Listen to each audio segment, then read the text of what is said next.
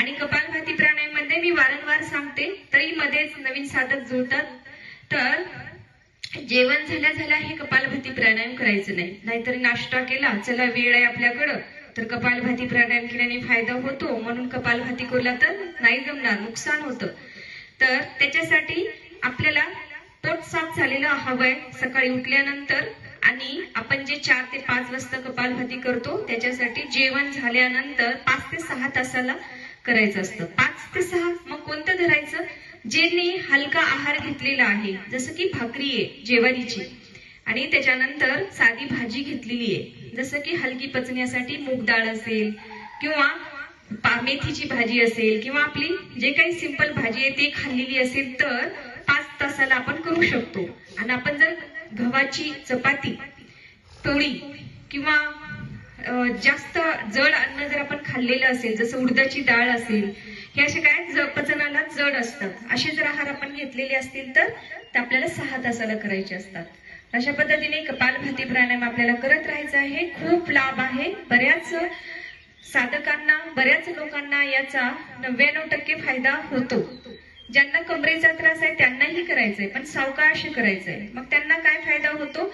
जिथे आपल्याला vitamin D ची कमतरता आहे, हिमोग्लोबिनची कमतरता आहे, कॅल्शियमची कमतरता आहे, B12 ची कमतरता आहे, ती भरून निघायला मदत होते. गुडघेदुखी असणाऱ्यांनीही करायचंय का? तर असंच कमरेला जसं असतं तसं. तर अशा पद्धतीने हा कपालभाती आपला जो अन्न आपण खातो त्याचा आपल्याला काय रस बनवायचा असतो. अन्नाचं काय बनवायचं असतं? रस बनवायचं असतं, रक्त बनवायचं असतं.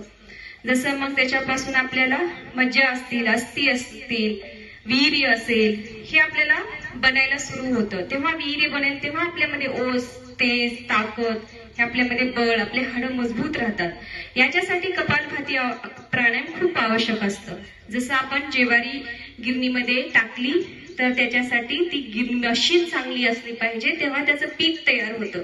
तसं जे आपण अन्न टाकतो, मग ते अन्न चांगलं पचन करण्यासाठी आपलं लिव्हर मजबूत असलं पाहिजे, आपली जठराग्नी मजबूत असली पाहिजे, आपलं मधले पूर्ण मेटाबॉलिझम चांगलं असलं पाहिजे, तेव्हा तुमचं सर्व अन्न चांगलं पचेल. मग ज्यांचं वजन वाढलेलं आहे त्यांचं कमी व्हायला मदत होते.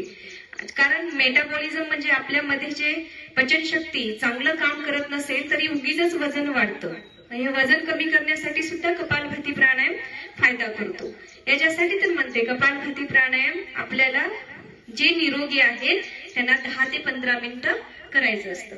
मग वेळेअभावी आपण इथे कसं आहे 1 तासाचाच आपला प्राणायाम योग असतो. याच्यामध्ये योगिक जॉगिंग पण असते, सूर्यनमस्कार पण असतात, सूक्ष्म व्यायाम पण असतात आणि आपल्याला प्रार्थना पण असते, आपली करावी लागते ना. प्रार्थनेशिवाय आजूबाजूच्या वेव्स निघूनच जात नाही. आपल्यामध्ये ते निगेटिव्ह एनर्जी आहे ते बाहेर निघतच नाही. त्याच्यासाठी मंत्र आणि ओम चॅन्टिंग हे खूप आवश्यक असते. हे सुद्धा आपल्याला म्हणावं लागतं. म्हणून तुम्ही संध्याकाळच्या टायमाला जेवण झाल्या 5 ते 6 तासाला परत असं कुणालाच नाही की वेळ मिळत नाही, मिळतं. जे आपण बोलण्यात किंवा फोन मध्ये वेळ घालतो ते वेळ वाचवून आपल्याला इकडे स्वतःच्या आरोग्याला द्यायचं आहे. कपालभाती प्राणायाम करत राहा.